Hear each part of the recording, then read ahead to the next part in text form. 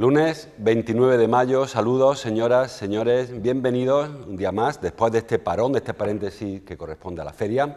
Regresamos a este espacio para la comunicación en BTV, a este repaso diario que realizamos a la prensa, a las noticias que aparecen publicadas en la prensa de Córdoba, Diario Córdoba, Diario BC, Diario El Día. Hoy, como cada lunes, nos acompaña Francisco Pollato. Paco, bienvenido. Hola, José Luis. Como saben, director de ABC Córdoba. Comentábamos antes de empezar con el programa que hoy hay un par de temas que copan las portadas, la feria, el fútbol y los congresillos. Empezamos, si te parece, por la feria, que acabamos de despedirla antes de ayer. Todos los periódicos hacen referencia a la portada. El diario El Día, de hecho, es su apertura a 5 columnas, titula El Día, la feria cierra con un aumento de afluencia y las ventas al alza. Dice, los caseteros salen satisfechos y creen que la asistencia ha sido más equilibrada.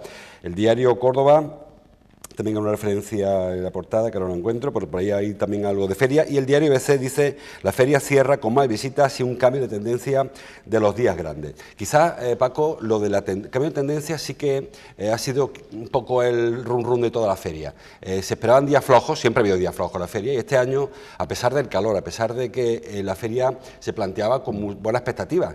El lunes no fue malo, el martes no fue malo, el miércoles no fue malo, una feria quizás que se está consolidando en ese momento que siempre costó tanto trabajo, rellenar los días de en medio. Sí, efectivamente es una feria muy larga, para eso hay un debate propio, claro, si realmente son necesarios tantos días, pero lo cierto es que hasta ahora la tendencia de la Feria de Córdoba había sido que los días grandes eran jueves y viernes, y el arranque, quizás por las ganas que todo el mundo le pone para ir a la feria, y sin embargo este año, como tú comentabas, pese a las temperaturas tan altas que hemos tenido y a que seguimos padeciendo, entre comillas, un recinto ferial que no está del todo acondicionado a la etapa del año en la cual se celebra la fiesta, pues sí es verdad que tanto lunes como martes, especialmente martes y miércoles, aunque en los últimos años el miércoles por el peculiar capítulo del botellón, pero también por las reuniones de empresas y de amigos, se están convirtiendo en días bastante atractivos y que tienen muchísima afluencia. Yo creo que esa es un poco esa tendencia de equilibrio que comentan los caseteros,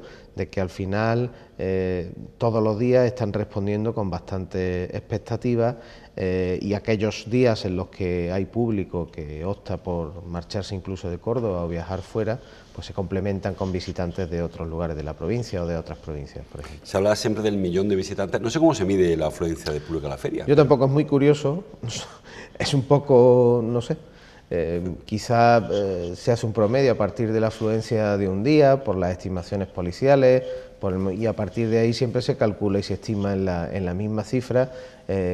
Bueno, pues se redondea por el dato superior al 1.000.000 de visitantes, pero bueno, puede oscilar por ahí. Creo que en eso también ayudaría un poco los datos de flujo de usuarios de Aucorsa, aunque este año, como es bien sabido, ha sido el gran problema de la feria. Aucorsa y quizá también los taxis, porque al final no se han puesto de acuerdo y los taxis no han sido capaces de cubrir la falta de servicio. A mí me parece un episodio preocupante y creo que aquí todo el mundo ha mirado para otro lado, y los perjudicados son los miles de cordobeses y de asistentes que se han visto afectados por largas colas de mucho tiempo, por lo que ha sido, desde mi punto de vista, una huelga encubierta de Aucorsa y una mala respuesta o una no suficiente respuesta por parte del sector del taxi. Es decir, el mensaje que se lanza a los ciudadanos es que procuren no ir en coche, aunque se habilita un gran aparcamiento al otro lado de la autovía. Evidentemente, ir en coche particular entraña la cautela y la prudencia de que no se debe beber alcohol, o por lo menos ser muy responsable en ese sentido, con lo cual invita a tomar el transporte público, que hasta ahora también, desde mi punto de vista, ha sido uno de los grandes fuertes de la Feria de Córdoba. Yo creo que Aucorsa es una de las mejores propuestas que tiene esta feria, por lo eficiente que ha sido siempre el servicio, lo rápido que han llegado siempre los autobuses, y este año, evidentemente, con la negativa a las horas extras, la reducción del servicio, la alcaldesa llegó a admitir que estábamos con 1/3 menos de los servicios en funcionamiento, y parece ser también con las averías de otros autobuses que limitaban aún más toda esta prestación. Me parece que es un episodio lamentable que no se debe volver a repetir, y sobre todo que se debe prever y que se debe intentar atajar, porque al final, en una semana como la feria, es cuando más se le puede notar los achaques, las lagunas, las deficiencias, a Aucorsa, que bueno, que tiene emprendida una pelea interna entre la plantilla y la gerencia porque tienen un convenio sin cerrar, porque quieren renovar un contrato o programa y porque arrastran ya una situación de choque desde hace un año, cuando se produjo una huelga también inédita en la empresa de transportes públicos, y me parece que era una situación que había que atajar y que prever para que no pasase justo cuando más necesario es el transporte público, ¿no? Y en el taxi pues 3/4 de lo mismo, no ha habido muchas quejas porque no se llegaba a cubrir algunos servicios de las barriadas para trasladar a la feria, aunque es cierto que evidentemente estas colas y estos problemas en Aucorsa han afectado al taxi porque han recogido una demanda que en principio no tenían previsto. Curioso, no pasa en Córdoba porque no está ocurriendo, pero los taxistas que en otras ciudades sí que están reivindicando pues, un trabajo de servicio público, incluso intentando apartar a empresas como ocurrió en la Feria de Sevilla, luego tampoco sirven para cubrir todas las expectativas que se depositan en ellos cuando hace falta. El taxi es un tema también de un debate profundo en esta ciudad. Sí. No debería, pero bueno, voy a usar un caso propio particular que padecí justo ayer por la noche y no estábamos en feria. O sea, ayer a una hora razonable, en una parada que creo que es razonable, como la de la Calahorra, después de 3 y 4 llamadas al servicio de taxi y más de 25 minutos de espera, porque mi hijo tenía un problema en uno de los pies, no aparecía ningún taxi. Y me parece que es algo inexplicable en esta ciudad. Yo entiendo que los domingos los taxistas descansan más, es el día de mayor descanso, es el día de menos movimiento en la ciudad, pero es que es un servicio regulado por el ayuntamiento, claro, y hay situaciones que no se pueden permitir, y casos como este se habrán dado muchos en la feria, y es la pelea en la cual el gremio del taxi, porque yo creo que sigue siendo todavía un gremio, exige que no se den más licencias porque la situación es muy crítica, porque han perdido mucho dinero, pero al final evidentemente se constriñen mucho las posibilidades para el usuario si al final se regula más y únicamente pensando en el beneficio de los taxistas que en la prestación de un servicio. Por acabar con la feria, tanto ayer como antes de ayer, la concejala de festejo, como se llama ahora, y incluso la alcaldesa, ha ido avanzando en mejoras para la feria del año que viene. Mejoras que son las que se vienen pidiendo desde hace muchísimo tiempo. Hablamos de acceso, hablamos de sombra, hablamos de dejar algunas instalaciones de año para año. Parece un poco, en este caso, un poco oportunista, viendo que acaba la feria, viendo que hay año electoral, casi el que viene, ¿verdad? Yo creo que lo primero que tendrían que hacer es pedir disculpas por los problemas que ha habido con las colas de Aucorsa. Me parece una tremenda frivolidad estar hablando ya de mejoras del recinto ferial del año que viene cuando acaba de terminar una feria con un problema muy serio en el transporte público, y yo creo que también por el calor, por las altas temperaturas, vuelven a aparecer determinadas cuestiones que es que son impepinables en esta ciudad y para un recinto ferial, que es la falta de adecuación del recinto, ¿no? Evidentemente no es un problema que haya que achacar a este gobierno municipal, todos los partidos políticos han pasado por el ayuntamiento en esta ciudad ya, y nadie se ha atrevido a meterle mano en serio a la feria, porque saben que es un tema muy sensible y casi siempre coincide la feria con las elecciones municipales, con lo cual ahí hay una cautela absoluta y muchísimas promesas. Yo creo que primero tendrían que hacer una seria reflexión sobre los problemas que ha habido, no intentar echar arena rápidamente sobre algo que ha sido muy llamativo, que ha puesto de acuerdo a la oposición, que en los primeros días ha sido caótico, en los días grandes también, revisar los planes de transporte, los planes de seguridad, en ese sentido, no en el sentido de la seguridad más personal, que en eso ha sido un éxito porque no ha habido ningún tipo de problema, y en eso hay que felicitarle y darle la enhorabuena a todos los agentes policiales y a todas las administraciones, pero antes de empezar a prometer el oro y el moro, yo creo que hay que pararse a ver cómo solucionar un problema que ha sido el del transporte público. Bueno, pues la feria, hablaremos más de la feria, seguro, durante estos próximos días, y como avanzábamos, una comisión que anunció Carmen González que se va a crear con los colectivos afectados para ir mejorando la feria del año que viene o la siguiente, porque igual, si la reforma es grande, igual se anuncia, se empieza a poner en marcha, pensando quizás en la que nos toca con elecciones, curiosamente, de 2019. Yo creo que al Partido Popular le sucedió lo mismo, y tenía mayoría absoluta. Empezó a pensar en la feria cuando ya habían pasado 2 años, y yo creo que en estos casos lo que hay es que si se cree que hay que tomar medidas, que desde mi punto de vista hay que tomarlas, pues hay que hacerlo desde el primer año, paulatinamente, pero de una vez por todas, no siempre con el mismo run run. Efectivamente. La foto de los 3 periódicos se va al Arcángel. Ayer el Córdoba venció, el diario ABC lo trae a su portada.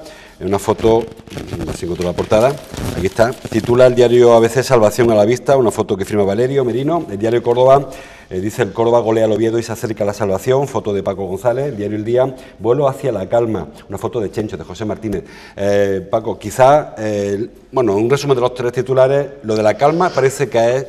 Ayer era un suspiro de alivio cuando acabó el partido, o cuando se marcó el cuarto, porque luego al final incluso se complicó un poquito, nunca se llevó a temer por el resultado, pero el 4-0 como que soltó eso, toda la tensión de mucho tiempo. Se puede tirar de un tópico, decir que el Córdoba no solo venció, sino que también convenció. Me parece que pudo ser el mejor partido de los blanquiverdes casi de la temporada, y sobre todo deja prácticamente hecha la permanencia, porque en estos momentos el Córdoba tiene 49 puntos. Efectivamente. El último equipo que está en la zona de descenso directo, que es el Alcorcón, creo que tiene 44. Faltan 2 partidos, 6 puntos en juego, y este próximo domingo, que el Córdoba se desplaza a Vallecas para jugar con el Rayo Vallecano, pues incluso perdiendo, si pierde o empata el Alcorcón, que juega en Murcia, el Córdoba estaría salvado, con lo cual la victoria de ayer contundente, contundente como decía, aunque el resultado pudo maquillarlo al final el Real Oviedo, pues es un paso de gigante para lograr la salvación y respirar después de una semana de muchísimo sufrimiento y de muchísima preocupación en la afición cordobesista. Claro, hay 9 equipos por debajo del Córdoba y solamente tienen que bajar 4, con lo cual no solamente es que el Alcorcón no gane, sino que es que tiene que pinchar alguno de los 9, no pueden ganar los 9, con lo cual es difícil que no adelanten, sí. Que quizá la mejor noticia. Porque... Sí, es eso, sobre todo que la línea, en el peor de los casos, si el resto ganase, la línea está en el Alcorcón. Si el Alcorcón gana en Murcia, pues le obliga al Córdoba al menos a sumar un punto, porque llegarían a la última jornada con 3 puntos y en este momento no sé si el golaverage entre ambos equipos obligaría a seguir sumando al Córdoba, que se disputaría el último partido en casa con el Gerona, que ayer pudo haber subido matemáticamente a Primera División, pero probablemente tenga que esperar alguna jornada, pero podría venir a Córdoba incluso ya con el billete a la Liga Santander resuelto, con lo cual no se jugaría nada, ¿no? Parece que es casi imposible, aunque hay una mínima posibilidad que el Córdoba sufriera un tropiezo mayúsculo y descendiera, ¿no? Después de haber estado otra jornada en situaciones mucho más complicadas, ¿no? Parece que hay un colchón de puntos y sobre todo una tendencia del equipo bastante buena en ese sentido, que está ofreciendo casi su mejor cara en los compases finales de la temporada. Efectivamente. Se dijo hace mucho tiempo que el calendario no era malo para el Córdoba al final, porque el Oviedo ya no se juega prácticamente nada y se nota que hay más relajación cuando un equipo se juega menos. El Rayo se jugará muy poquito la semana que viene, porque está en una situación que ya no aspira a meterse en el playoff de ascenso, tampoco complicarse, y el Girona probablemente, como tú dices, venga aquí al Arcángel ascendido, de manera que, bueno, es mucho más fácil jugar con equipos donde falta la tensión de competición del rival, como ocurrió quizá ayer en el Oviedo. Bueno, el Real Oviedo ayer también se estaba jugando poder disputar el playoff de ascenso. Incluso todavía creo que tiene una mínima posibilidad. Si ayer hubiese ganado aquí en Córdoba, se hubiese puesto casi a 2 puntos de ese playoff. Y sí se jugaba, lo que pasa es que yo creo que al Córdoba le salió todo redondo, no solo marcar a los 37 segundos el primer gol, sino jugar una primera parte, ya digo, de lo mejor que se ha visto en mucho tiempo en el Arcángel, ¿no? Un equipo totalmente concentrado, participativo y muy metido en una situación complicada, ¿no? Dado otros resultados que se habían producido. Y bueno, estos 2 últimos partidos pues sí parece que le benefician en ese sentido al Córdoba, porque a lo mejor un empate entre el Rayo y el Córdoba este próximo domingo puede ser un buen resultado para los dos, ¿no? Claro. Aunque todos los encuentros se disputan a la misma hora. Y luego, como tú bien decías, el último partido ante el Gerona, pues prácticamente los dos podrían llegar, ojalá sea así, sin jugarse prácticamente nada. La otra información en la que aparece en todos los periódicos prácticamente es la situación del PSOE.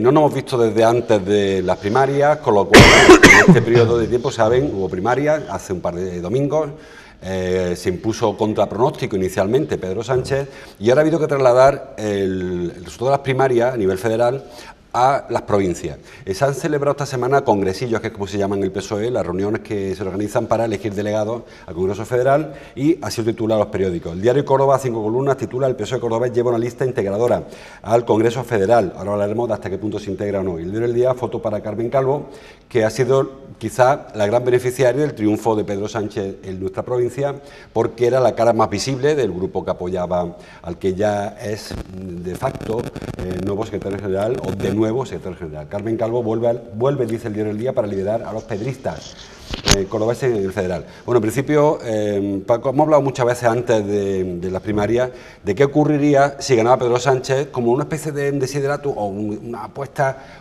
casi una hipótesis de poco probable. Ha ocurrido. Y ahora se va a encontrar el PSOE andaluz y el cordobés con que no tiene un referente cercano o afín al nuevo secretario general. Quizá la única cabeza, la de Carmen Calvo. Bueno, aquí hemos dicho en muchas ocasiones que en las primarias siempre ocurría lo que ha ocurrido al final, sí, que se vota contra el aparato, ¿no? Y es lo que ha sucedido. Por ir un poco en escala, bueno, en Córdoba, que curiosamente junto con Sevilla ha sido la provincia española donde más porcentaje de votos obtuvo Susana Díaz, creo que casi un 68%, eso no quita que el 30% restante pues sea muy significativo, ¿no? En una provincia con mucho peso entre los afiliados socialistas de todos aquellos que tienen cargo en alguna administración, que es lo que se ha venido poniendo de manifiesto durante toda esta semana en los diferentes actos que ha habido en la campaña de esas primarias. Emerge la figura de Carmen Calvo, que podríamos decir que es la segunda vez que le ocurre lo mismo. Ya cuando Zapatero asaltó la Secretaría General del PSOE, fue de las pocas dirigentes que se puso a su lado, se pensó que iba con el caballo perdedor y acabó yendo con el caballo ganador, y aquello deparó que acabase como ministra de Cultura en el Ejecutivo. No sabemos qué pasará ahora.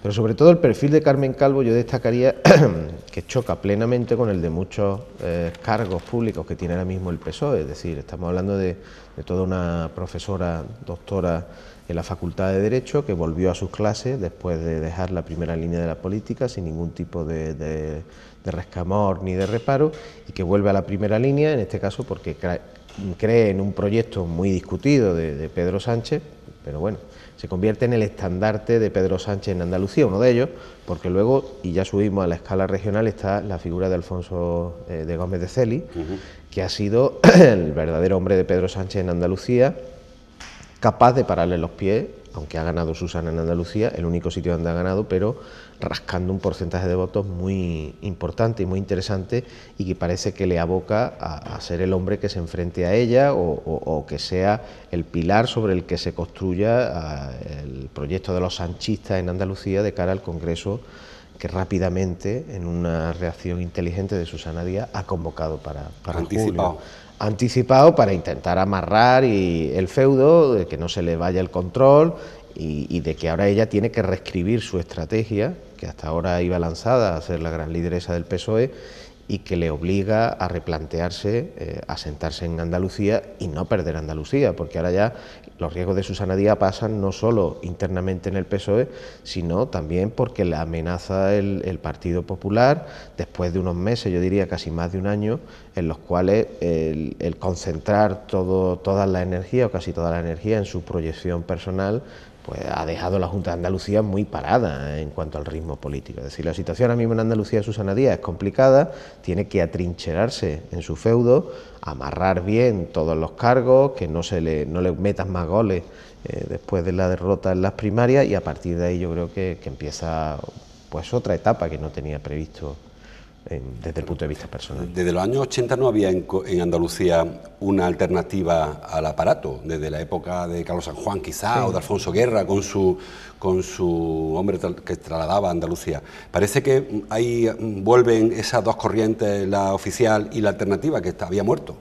Bueno, da que pensar ello, ¿no? Da que pensar eso, perdón, porque sí, como tú bien decías, guerristas, los hombres de Carlos San Juan, luego hubo una etapa en la que la estabilidad en el gobierno de la Junta de Manuel Chávez y el hecho de que él jugaba mucho con los equilibrios territoriales, tanto en los cargos públicos como desde el punto de vista orgánico, permitía siempre saldar sin ningún problema los congresos.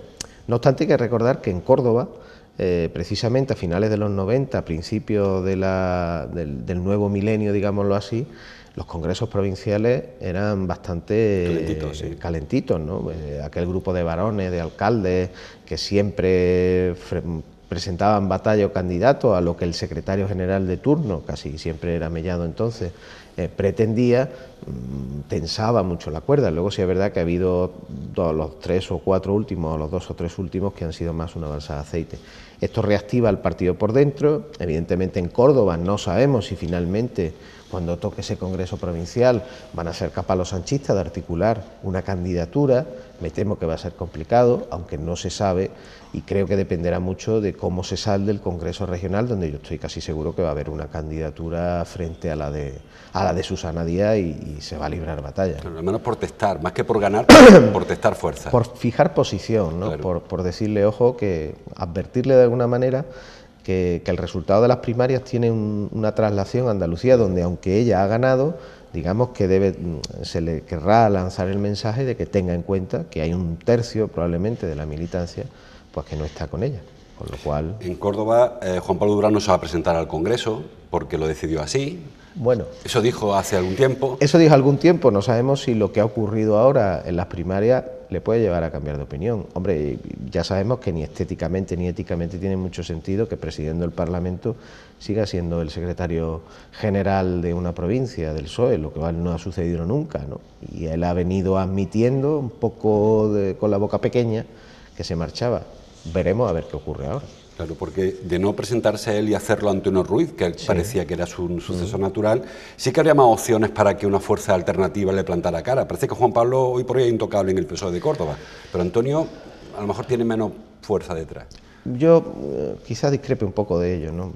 El Partido Socialista en Córdoba es un partido muy aparatizado, valga el término, donde se ha visto en las primarias, donde el peso de todo lo que supone la larga lista de cargos públicos que hay es mucho mayor que la bolsa de militantes que se muestren críticos. Luego hay que recordar que en un congreso votan los delegados, ahí siempre parte con ventaja el aparato, y creo que aunque traslademos los resultados de las primarias y estos porcentajes de los que hemos hablado a un escenario del Congreso provincial, no creo que deparase una gran sorpresa, ¿no? Como ha ocurrido con Pedro Sánchez, que no ha sido una gran sorpresa, porque ya cuando presentó los avales yo creo que a todo el mundo le puso un poco en órbita la posibilidad de que iba a ganar. En Córdoba me parece que es mucho más difícil que una opción crítica gane a lo que es el aparato, se presente Durán, se presente otra persona. Incluso creo que sería complicado ahora mismo que hubiera una persona que pudiera optar también a ese puesto. Todo depende, creo, como digo, de cómo vayan las cosas en el Congreso regional. Lo cierto es que todos los cargos públicos del PSOE de la provincia, de capital y provincia, se retrataron. Yo voto a Susana, todos sin excepción.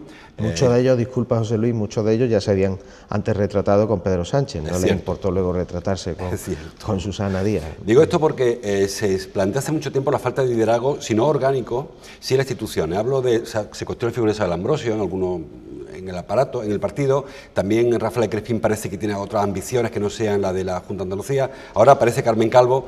¿Se puede plantear ahora una alternativa institucional? Hablo de alcaldía, hablo de presidencia de diputación, que antes no había. Quizás la sensación que haya es que hay, iba a decir, muchos gallos para un solo corral. Me da la sensación de que algunos no llegan a la categoría de gallo. Sí hay muchas cabezas visibles porque ahora mismo el PSOE tiene mucho poder en Córdoba, tiene el ayuntamiento de la capital, tiene la gran mayoría de los ayuntamientos de la provincia, tiene la Junta